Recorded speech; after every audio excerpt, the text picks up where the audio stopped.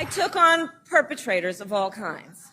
So hear me when I say, I know Donald Trump's type. Vice President Kamala Harris poised to be the Democratic nominee for president. President Joe Biden stepping aside and out of the race and putting his full support behind his VP in a historic move. I'm now joined by Dr. Nicola Gutgold, a professor of communications, arts, and sciences at Penn State Lehigh Valley. Dr. Gutgold, thank you so much for being here with us.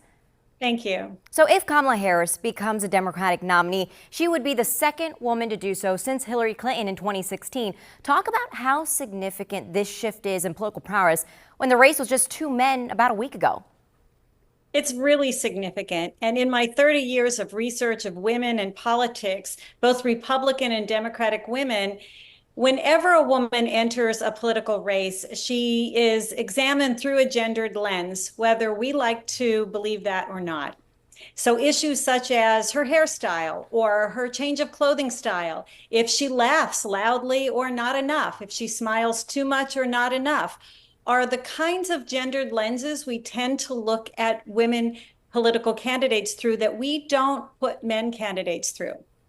And Hillary Clinton actually wrote in a New York Times op-ed saying this: Harris's record and character will be distorted and disparaged by a flood of disinformation and the kind of ugly prejudice we're already hearing from MAGA mouthpieces. Doctor, what do you make of that?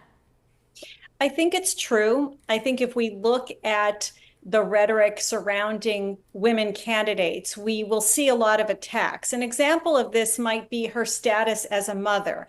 And I recently saw an article that said Kamala Harris does not have children.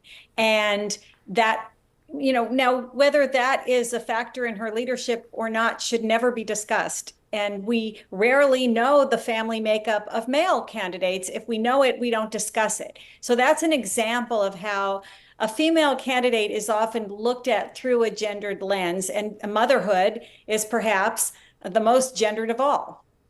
And tonight at 8, President Biden will address the nation on his decision to drop out of the race. What should he talk about as he makes his pitch to America to nominate his VP as potentially the first female in the Oval Office? Well, I wouldn't pretend to know exactly what he should say, but what I think he's probably going to say is he's going to express his gratitude and pride in the nation, and that he wanted to do the right thing, even if it went against his instincts. And I think you'll likely hear him say something very positive about Vice President Harris, since he did endorse her, and she seems to be the likely nominee.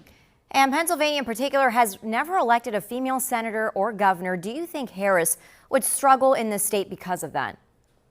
Not necessarily. I think that it's less of a problem for a female candidate. It's not a specific problem in any specific state, in my view. I do think, however, though, we will be looking at her through a gendered lens. And I think that it's not a matter of if we're going to elect a woman senator in Pennsylvania or a woman governor in Pennsylvania or, in fact, a woman president. It's not a matter of if, it is a matter of when, but we should be aware of the biases that come to female candidates in a way that don't come to male candidates. Dr. Nicola Gutgold, thank you so much for being here for your time. Appreciate it. My pleasure. Thank you.